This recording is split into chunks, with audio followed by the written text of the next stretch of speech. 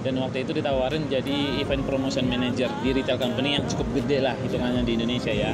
Ternyata ngejalanin proses itu lebih enak daripada mendingan kita itu lebih matang pada waktunya daripada kita paksa matang padahal belum.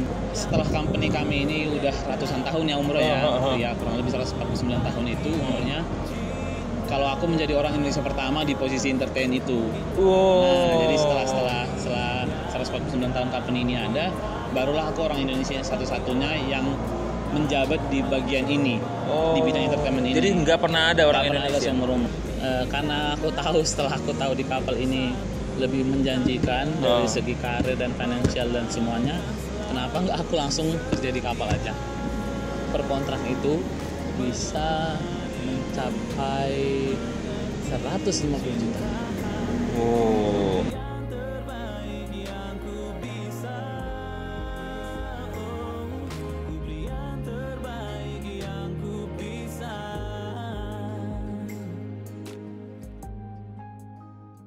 Halo bos, ketemu lagi dalam channel Business Owner Story bersama gue Andre Napitupulu.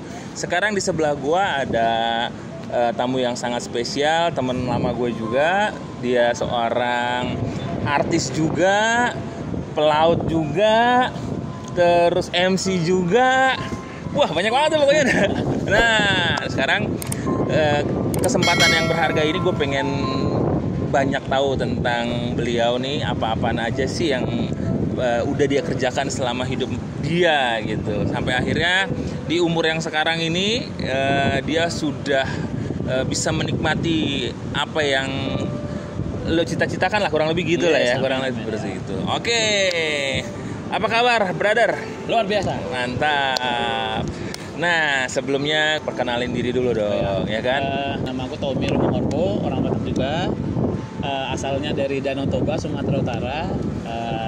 Di Jakarta itu dari 2009. Terus pekerjaannya udah kemana-mana. Ngantor di Jakarta itu kurang lebih 7-8 tahun. Dan akhirnya memutuskan untuk bekerja di kapal pesiar sebagai seorang pelaut kurang lebih 4 tahun deh. Nah, di sela-sela itu banyak kegiatan ekstra yang dikerjakan sebagai entertainer ya, nyanyi, MC, IO, WO gitu ya, apa aja usaha-usaha apa deh, apa aja yang ada chance-nya kita kerjakan, nah, sambil selang-selingin dan jadikan passion lah intinya ya gitu-gitu. Total kerja dari 2009 ya 11 tahun lah. Wih, 11 tahun berapa perusahaan? 7. Gila. Kurang lebih 7 perusahaan. Itu ya. 11 tahun 7 perusahaan, bisa kebayang. Berarti kayaknya tiap setahun 2 tahun itu pindah. Nah, oke. Sekarang gue mau tanya dulu nih. Kan ada banyak kerjaan yang gue tahu juga. Lu sampai di top levelnya lo itu manajer apa? Waktu itu sempat jadi manajer ya? Iya, ternyata waktu itu salah satu perusahaan retail. Karena memang banyak pengalaman kerja terakhir itu banyak kan di retail. Dan waktu itu ditawarin jadi event promotion manager di retail company yang cukup gede lah hitungannya di Indonesia ya. Terus dan itu aku ambil nggak lama karena balik lagi personal interest lah kali ya. Terus kayak ada kepuasan tersendiri yang udah atau ini atau itu. Akhirnya aku memutuskan untuk udahan dulu dan break time. Karena waktu itu juga sampingan entertain. Jadi gimana pun passion itu nggak bisa dibohongin ya. Walaupun kadang-kadang gaji di kantor itu gede, tapi sebagai seorang pelaku seni kadang-kadang itu duit nggak segalanya gitu. Kadang-kadang kasarnya aja 300.000 juga honor kita nyanyi itu lebih berharga karena kita nikmatin gitu loh. Dan kadang-kadang itu saya pribadi lebih concern ke situ daripada semuanya dihitung dengan duit gitu. Oke. Oh itu keren ya. Jadi passion itu lebih penting. Tapi sekarang gini pertanyaan gue, seberapa penting passion itu sampai akhirnya passion itu nggak bisa menghasilkan apa-apa? Gitu. Kadang-kadang kan gini, karena passion gue lakukan segala sesuatu ya udah nggak apa-apa. Biasanya gitu ya. Kalau misalnya contoh, gue pemain musik nih misalnya, atau gue penyanyi, gue nggak dibayar juga nggak masalah. Yang penting passion gue keluar, bahagia itu ibaratnya bahagia. Cuman lama-lama kalau misalnya passion aja yang kita iniin tapi nggak ada benefitnya apa-apa sama kita, itu gimana? Nah, balik lagi ya, tergantung seberapa kreatifnya kita memanfaatkan passion itu. Terkadang-kadang gini, sadar nggak sadar banyak pintu kebuka dari passion itu. Jadi contohnya kita kan ceritanya kan kalau passion itu kan sama dengan menabur ya. Jadi kayak kita dimintain gratisan sana sini ayo nggak ada dapat feedback, nggak dapat duit sekali. Tapi kalau pengalaman pribadi itu banyak pintu yang kebuka dengan passion itu secara kita nggak sadar karena kita udah menabur. Ibaratnya masa kita menabur terus nggak ada sesi menuainya dan itu udah dirasain. Maksudnya dan orang yang sama juga orang-orang yang di luar sana yang mempunyai materi itu membutuhkan orang yang berpassion gitu. Contohnya ya kayak gitu. Kadang-kadang dia mau bantuin kita tanpa mengharapkan sepeser pun dari kita karena dia lihat kita loyal dengan talent kita. Jadi bahkan banyak contohnya orang-orang kaya di luar sana yang butuh jasa kita karena dia nggak bisa tapi dia punya materi banyak. Tapi karena dia lihat kita selama ini nggak hitung-hitungan sama duit dan nggak materialistis dan akhirnya mereka si Tommy aja deh, dia kan asik orang yang nggak pernah mikirin ini apa harga ya. Macam. Nah itu beberapa yang paling menurutku itu penting ya, apalagi banyak sekarang pelaku seni udah yang main matok gitu dan nggak salah karena semua ujung-ujungnya butuh duit. Tapi kalau saya pribadi karena sudah mengalami nggak semuanya itu saya bisa apply black and white Vivian. Ada beberapa bagian atau orang-orang yang saya kasih free of charge karena saya lihat gimana orangnya, terus gimana passionnya gimana perjuangannya dia juga. Jadi ibaratnya kayak membantu teman dan saya suka karena one day what goes around comes back around. Apa yang kita tabur pasti kita terima lah. Oke, keren. Yeah. Kan lo 11 tahun di ini ya di dunia perkantoran lah.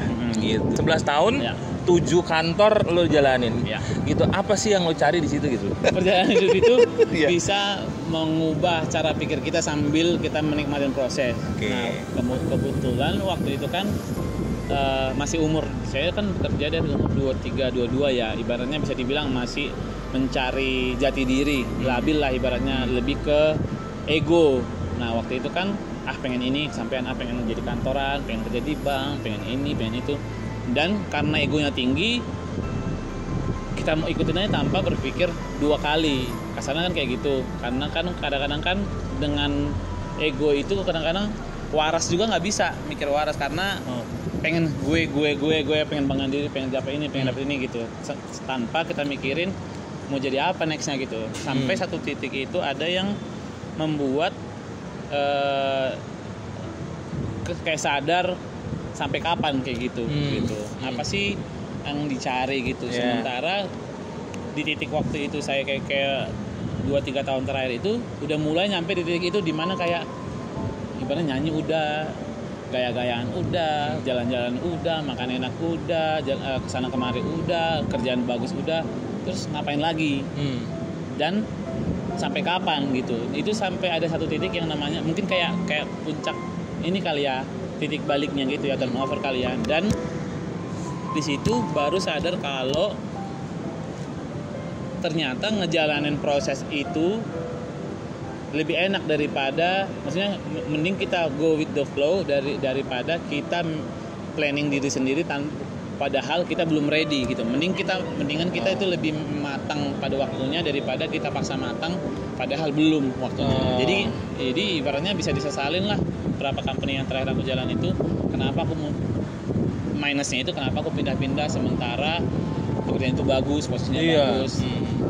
Ternyata pada waktu itu temperamenku belum ready, belum mature gitu lah. Jadi banyak faktor itu dan karena karena ego yang tinggi kayak gitu sih, lebih kayak ego sih ya, kayak gitu sih.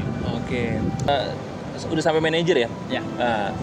Top salary-nya kurang lebih berapa? Salary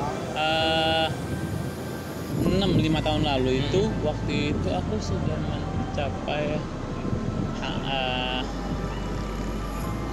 16-17 juta kurang lebih ya. Per bulan ya? Per bulan. Itu di luar fasilitas lain ya? Iya, di luar perksnya lah, tunjangan-tunjangannya. Dan itu juga ditinggal. Nah, itu juga akhirnya lo tinggal. Iya. Itu akhirnya demi passion lo atau? Iya, demi passion, karena ujung pada akhirnya itu kalau kita nggak nyaman mengerjakan hal itu, jadi kita jadi beban gitu loh. Jadi balik lagi duit itu nggak penentu semuanya gitu. Kita pegang uang 40 juta tapi kalau kita nggak bisa tidur tiap hari ngapain gitu, bahkan bisa buat kita stres, malah sakit, malah drop, jadi nggak make sense gitu. Akhirnya lo hijrah ke pelaut. Nah, iya. Sekarang udah berapa tahun pelaut? 4 tahun. 4 tahun itu waktu yang paling lama di lo ini kan? Itu paling lama seumur bekerja. Udah lo temukan passion lo di situ? Iya, jadi kan waktu itu bisa dibilang turnoverku itu adalah di umur 30 tahun, kurang lebih kayak 2 tahun yang lalu, 2 tahun 3 tahun yang lalu. Kenapa? Karena ada satu titik yang kayak udahlah ya gitu, kayak udahlah ya, apalagi memutuskan untuk berkeluarga itu kan once in a lifetime gitu, dan nggak boleh main egoisan lagi. Penting gue suka nggak suka ya, ibaratnya ada yang kita harus bayar gitu loh untuk diri sendiri, ada orang pribadi di luar kita yang harus kita take care sebagai kepala keluarga kayak gitu. Dan akhirnya memutuskan untuk menikah, stay di sini dan menikah karena situ datang kayak momennya udah kali ya, udah mature kali ya, udah ready kali ya untuk step up gitu. Dan seiring, karena kan balik lagi kita yang minta gitu, kita yang minta untuk berubah, jadi sesuai doa gitu ya, akhirnya kita dapat jawaban doa itu dan kita secara nggak langsung, secara nggak sadar berubah karakternya. Mungkin setelah seiringnya waktu dari 22 tahun ke 30 tahun itu kan waktunya lama, dan kita sudah mengalami namanya proses hidup lah, ketemu orang lah, kita dibentuk lah, terus dengan segala drama dan itunya, ya kayaknya itulah yang membuat kita di titik dewasanya kali ya. Dan akhirnya aku memutuskan untuk menikmati pekerjaan ini dan membuka diri untuk lebih mau dibentuk kali ya, lebih mature, dan ya nggak kerasa udah 4 tahun aja. Terus passion apa yang lo temukan di profesi lo sebagai pelaut? Kebetulan itu dari sebenarnya kan pekerjaan awalku di kapal pesiar itu kan seorang human resources, HRD personalia, yang tugas utamanya itu adalah berhubungan dengan crew member, kru pelaut di situ.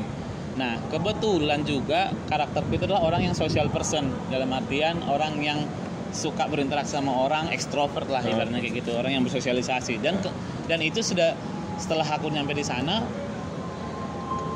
berjalan dengan sendirinya dan berinteraksi dengan orang tanpa bekerja keras, karena memang udah passion dan memang skillnya untuk gampang bersosialisasi langsung kepake banget. Komunikasi skillnya ya, jadi terus kita membangun relasi sama orang, dan itu awalnya. Dan di samping itu talenta juga kepake di entertain, ada awalnya menghibur kru, nyanyi, kompetisi dalam kapal segala macam. Akhirnya memberanikan diri untuk ngelihat gimana sih kalau aku step up ke posisi bule krunya gitu, di posisi yang mereka punya, karena kan level kru Indonesia sama ini kan beda-beda fungsinya, dan kebanyakan bule itu departemen yang beda sama yang khususnya orang Asia gitu, kayak dining room, housekeeping. Kalau bule kan biasanya entertainment, beverage segala macam.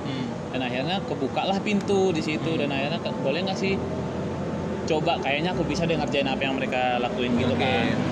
Dan aku tanya prosedur segala macam, terus bisa dicoba, bisa. Aku tes berbulan-bulan, sampai 3 bulan waktu itu prosesnya. Akhirnya ibaratnya setelah company kami ini udah ratusan tahun ya umurnya, ya kurang lebih 149 tahun itu umurnya, dan akhirnya terbukalah pionirnya kalau aku menjadi orang Indonesia pertama di posisi entertain itu. Nah, jadi setelah 149 tahun company ini ada, barulah aku orang Indonesia satu-satunya yang menjabat di bagian ini, di bidang entertainment ini. Jadi nggak pernah ada orang Indonesia. Asia? Orang Asia enggak. Bahkan Asia juga nggak ada, apalagi orang Indonesia. Jadi basically kerjaan itu adalah untuk orang-orang US, orang Belanda, orang Jerman, memang Western people gitu. Terus tapi apakah ada yang marah atau ada yang nggak suka? Pasti ya, plus minus ya, karena kan pasti orang, sekali lagi orang ngejudge dari cover, dari skin ya. Apalagi itu kan kapal perusahaan luar negeri, bukan perusahaan Asia. Itu perusahaan luar negeri yang notabene semua pejabatnya itu adalah orang-orang kulit luar, orang-orang bule gitu lah ya. Dan untuk aku bisa di posisi itu, ya buat mereka itu bisa dibilang kayak tanda tanya besar. Banyak lah question marknya. bisa nggak, dapat dari mana, kompeten nggak dia, bisa dibuktiin nggak, yang gitu-gitu. Jadi memang butuh pembuktian diri kan, apalagi yang perdana ini kan ibaratnya banyak trial and errornya, dan memang harus tough banget sih. Dan akhirnya ya puji Tuhannya aku bisa ngelewatin fase itu dan bisa membuktikan kalau aku layak di posisi itu. Oke. Sebagai orang Indonesia pertama yang bisa masuk di posisi koordinator entertainment di perusahaan luar negeri. Itu gokil. Dan gue lihat posisi lo tuh bagus terus. Naik lah ya. Naik terus. Gue mau tanya apa sih rahasianya, Tom? Coba bagi-bagi deh ke kita. Ya kalau kebetulan aku itu pribadi prinsipnya itu pertama itu kerja nggak setengah-setengah. Oke. Karena apa ya? Ibaratnya itu kan kita itu karya kita itu adalah kita gitu. Jadi kalau kita setengah-setengah, orang ngeliatnya kita setengah-setengah gitu. Dan intinya kalau ngerjain sesuatu pun itu harus 100% gitu loh. Karena itu kan orang kan ngeliat kerja kita jadi memori gitu loh. Kalau kita ninggalin jejak yang jelek, besok-besoknya itu kan dunia ini kan muter ya. Orang yang kita nggak sadar, one day kita ketemu pasti ngomong, aku udah pernah sama dia. Nggak ini orangnya kayak nggak ini. Jadi kalau bisa setiap kita bertemu sama orang atau berproject sama orang, jangan setengah-setengah. Karena apa?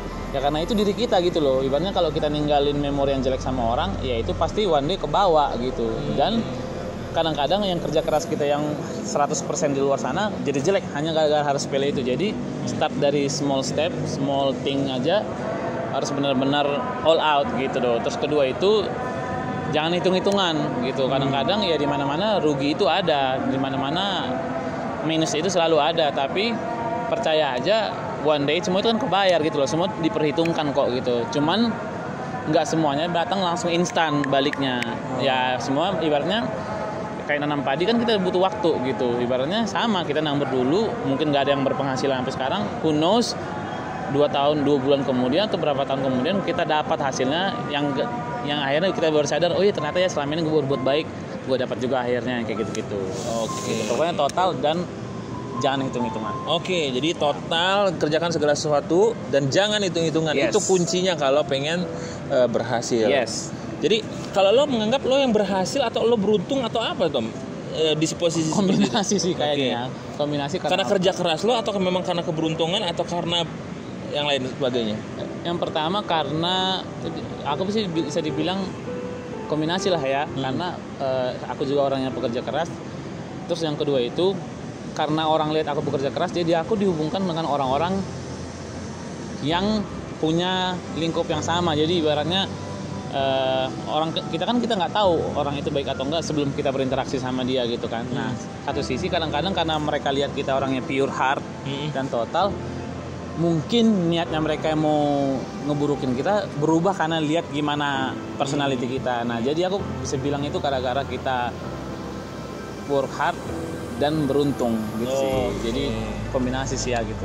Bukan ngomongin cuma keberuntungan ya, memang hukum tabur tua ya. Yes, jadi ketika lo nabur yang baik pasti akan berbuah yang baik. Nggak sekarang, one day pasti. Yes, ya, pasti. Itu paling penting. Tunggu makin gelap. Lo sekarang pelaut ya, kita ngomongin pelaut sekarang. Yang gue pernah dengar, image pelaut ini kayaknya kurang, agak sedikit negatif nih, ya kan?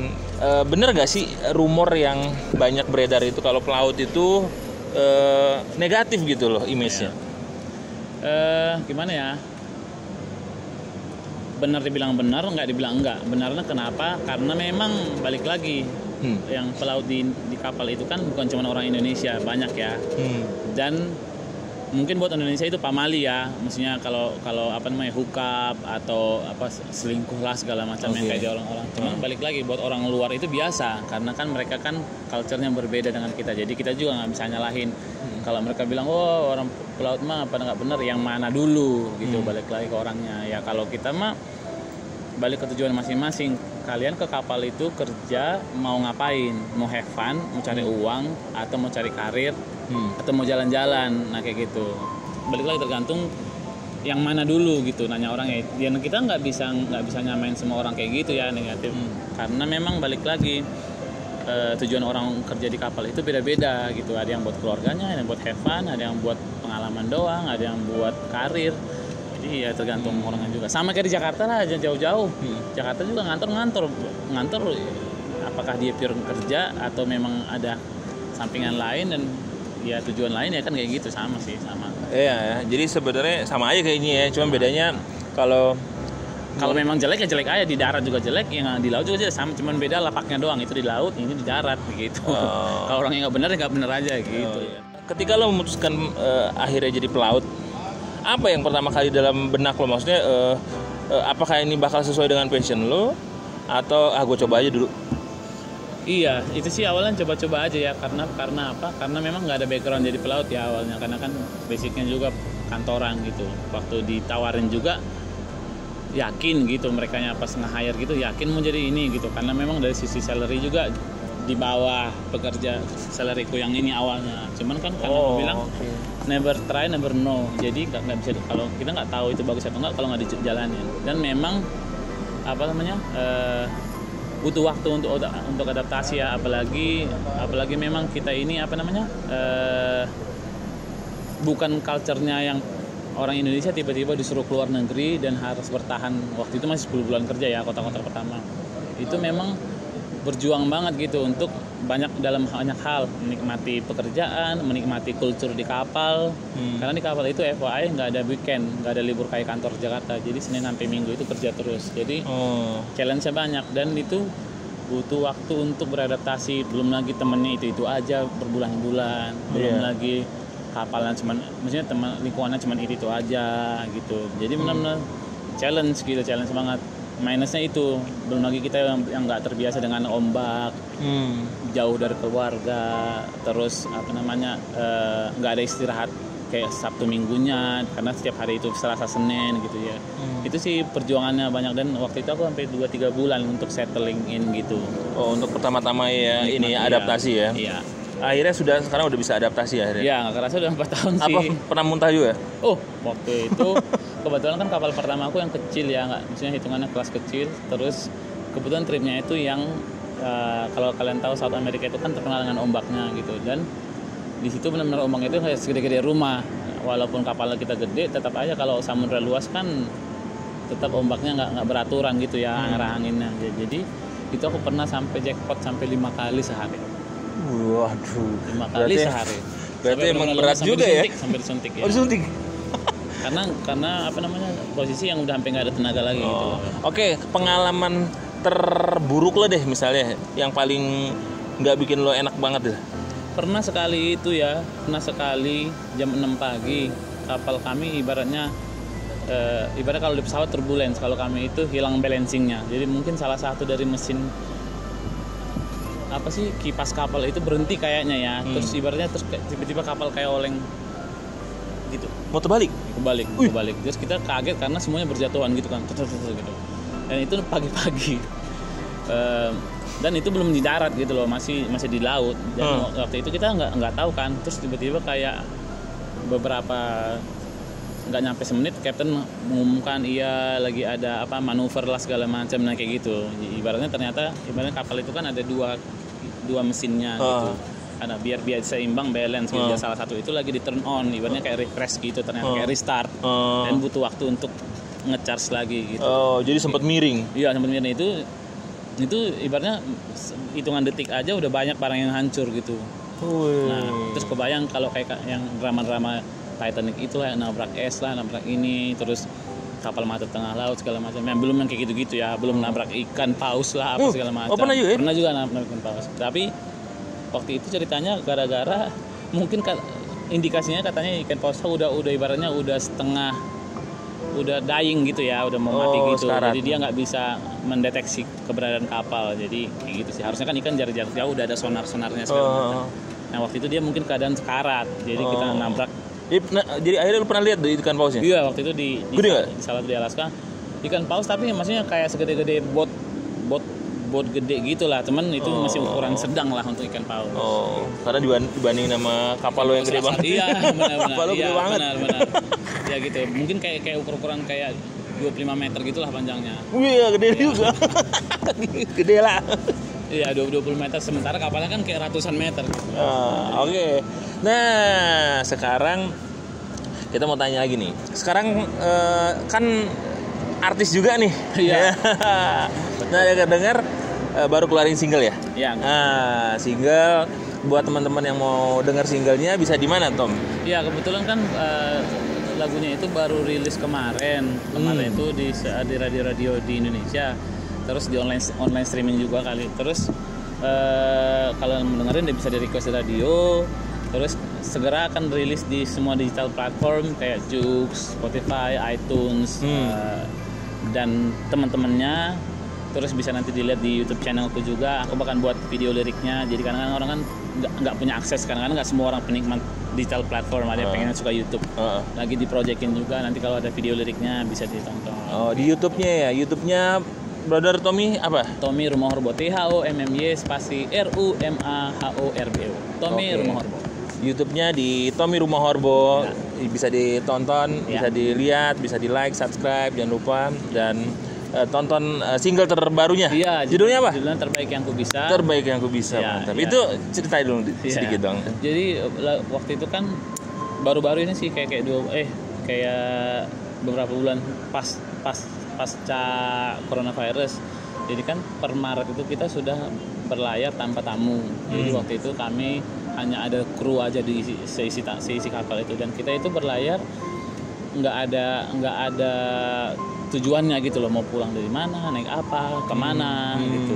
Terus sementara kita ada ratusan di kapal itu krunya dari semua negara, ibaratnya kayak 40-50 warga negara seluruh dunia. Nah, kita benar-benar nggak tahu mau pulang naik apa dan diterima di negara mana, karena kapal kami sendiri waktu itu nggak diterima bersandar dimanapun karena semua negara waktu itu lagi lockdown ya. Nah gitu, jadi di situ ada momennya aku yang lagi kayak hopeless dan stuck gitu. Sampai kapan kayak gini terus gitu. Karena kan memang bahkan kaptennya sendiri nggak ada kabar kapan kita akan pulang. Nggak ada kepastian ya. Nggak ada kepastian. Jadi keluarlah lirik ini karena dicampur ini kali ya, frustrasi segala macam. Ditulislah lirik itu dan mencoba nyanyikan berulang-ulang gitu. Jadi ibaratnya kayak lebih ke pelampiasan lah kayak gitu ya. Nah sambil nunggu kabar baik, nah kayak gitu. Itulah kabar baik ya. Waktu itu kami hampir 80 hari di laut tanpa nginjak darat sama sekali. Jadi itu benar-benar hampir 3 bulan ya di laut. Dan itu biasanya itu terlama aku sih seumur kerja.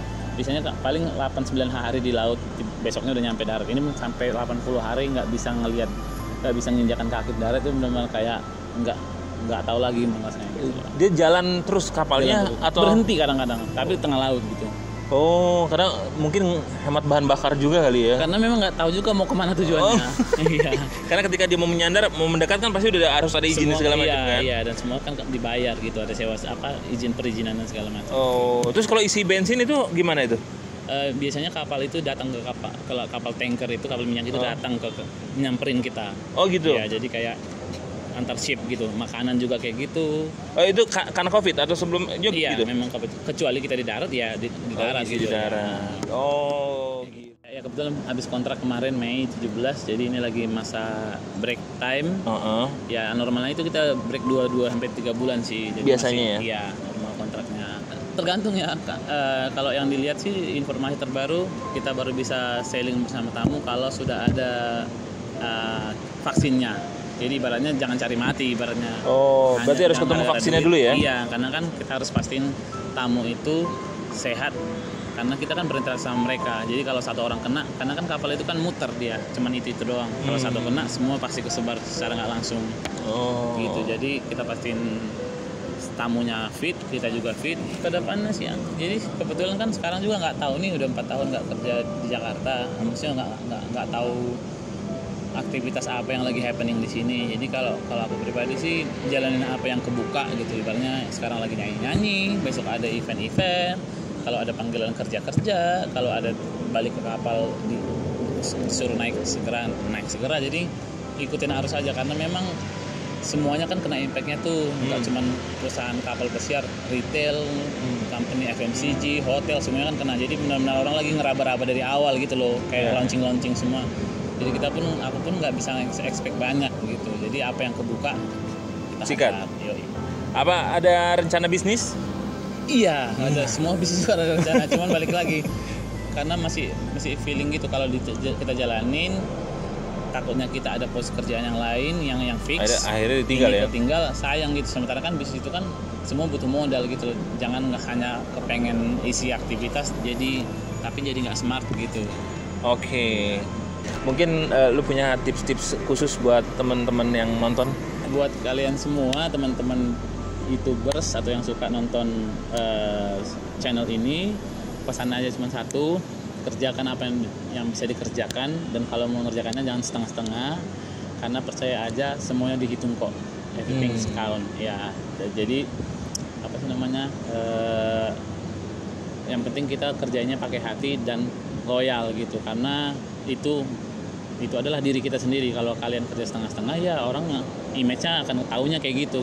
Dan kedua jangan menutup diri untuk menjadi kreatif, karena kadang-kadang kalau kita ngeblok diri ya jadinya kita jadi pesimis gitu loh. Dan padahal banyak orang di luar sana nggak tiba-tiba langsung sukses kan, semua kan harus banyak yang failnya dulu ya. Mungkin sekarang lagi masa fail ya fail aja gitu, tapi kan pasti ada satu hal baik di luar hal yang fail itu gitu loh. Karena pengalaman kita nggak akan bisa di-compare sama orang gitu. Mungkin kita fail 120 kali ya, cuman kita bisa cerita apa yang udah kita jalanin gitu, daripada orang-orang yang tiba-tiba sukses tapi gitu ditanya apa perjalananmu, karena semuanya instan jadi maksudnya nggak membentuk dirinya gitu. Sementara kita kan udah banyak failnya, jatuh bangunnya itu, jadi kan harusnya kita lebih matang, lebih mature gitu.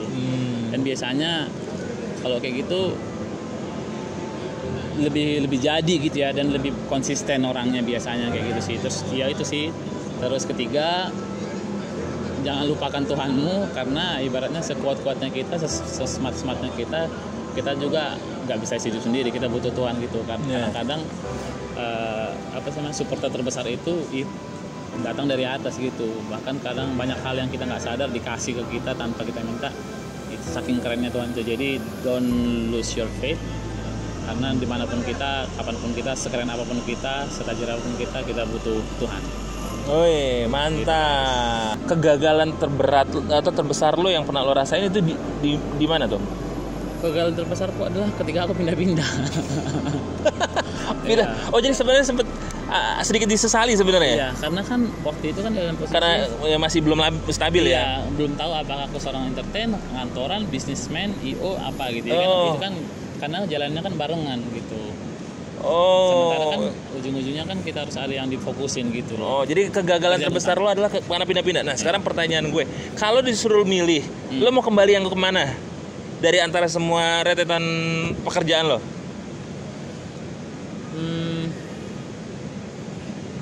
Lebih dibilang sih ngeubah sih.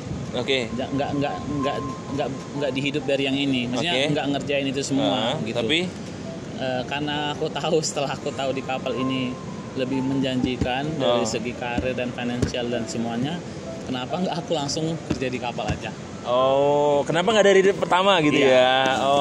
Karena toh juga kan kalau kita start dari nol kan pasti semua akan naik kalau kita balik lagi effortnya total segala macam ya. Nah, mungkin agak sedikit kebuka sedikit nih Tom. Kira-kira pendapatan lo di kapal itu berapa ya? Sampai kayaknya lu bilang dari segi salary semua menjanjikan di kapal. Iya, cerita. Kalau pendapatan sih gimana bilangnya? Tergantung ya, karena kan kita hidup dari tamu. Gini deh, pendapatan terbesar lo selama satu ini kali ya. Satu kontrak ya biasanya? Satu kontrak.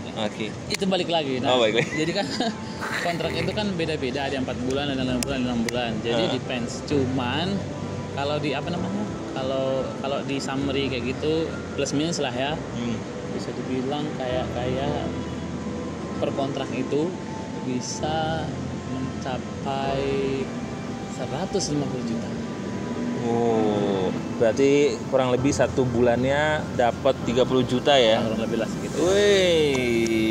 Kurang lebih segitu. Ya memang lebih. Terus plusnya jalan-jalan, nggak bayar kosan, tertinggal, nggak bayar makan, nggak bayar transport, semuanya. Jadi emang utuh itu sih, benar segitu ya. Nah sekarang gue mau nanya, udah berapa negara lo kunjungin? Total 4 tahun ini sudah ada 70 negara, ibaratnya kurang lebih 100-an tempat lah ya, karena satu negara kan ada beberapa tempat yang ini gitu. Kurang lebih 70 negara selama 4 tahun. Selama 4 tahun 70 negara. Yes. Wih. Dan itu masih sedikit, kalau dihitung di mapnya itu masih kayak 25-30% dunia. Oh, jadi masih ada panjang Masih lah ya, panjang. masih panjang. Jadi Ya, masih pengen ke keliling Asia, masih pengen ke Afrika, masih pengen ke New England lah, yang gitu-gitu. Masih banyak kan daerah-daerah sana, gitu-gitu. wih, keren. Tuhan mengizinkan itu pasti ada maksud dan Prosesnya, tujuan ya. Mungkin kalau misalnya Tommy langsung ke laut, jadi Beda kali karakternya, mungkin Iya. nggak langsung kayak gitu, mungkin, Iya. mungkin lebih arogan kali, karena kan nggak ada proses pembentukannya, mungkin berbeda Iya. sekarang kayak gitu. ketika dia akhirnya memilih untuk di laut pun dia bisa menjaga diri, Iya, ya kan? belajar banyak hal. Karena yang tadi bilang kembali lagi ke image pelaut itu, jadi akhirnya di Tommy itu tetap positif gitu, karena apa? Karena orang yang bisa bertanggung jawab sama hidupnya, Yes. apalagi sekarang sudah berkeluarga, Yes. dia menjaga tanggung jawab atau kesetiaannya buat istrinya juga pastinya. sekali. Betul kan ya? Betul Nah, coba kalau dilakukan itu 9 tahun yang lalu. Mungkin masih bukan dalam kali itu. Masih begajulan. Jangan-jangan nggak nikah. Saking Karena lebih enaknya enak kan. di Iya, ini kan. Nah, gitu. Betul ya? Betul sekali. Oke, mantap ya bincang-bincang kita sama Brother Tommy. Nah, cuman sebelum mengakhirinya, gue pengen dia nyanyi. Wis. Nyanyi single terbarunya, yang terbaik yang? Terbaik yang ku bisa. Yang terbaik yang ku bisa. Thank you sudah nonton. Jangan lupa klik like, subscribe, and komen, dan bagikan video ini ke seluruh sosial media teman-teman, dan juga jangan lupa follow YouTube saya. channelnya Tommy Rumah Horbo, Ya. Instagram @tomtomku88. @tomtomku88. Tetap jaga kesehatan, tetap semangat, lakukan segala sesuatunya dengan sepenuh hati tadi ya. Yes. Terus kerjakan semua usaha yang sedang kalian kerjakan. Jangan patah semangat. Yakinlah kalau kesuksesan tinggal satu langkah lagi di Yoi. depan. Keren kan? Oke, bro, silakan. Ku punya cara yang berbeda untuk membagi cinta. Mungkin tak seperti yang kau pinta, tapi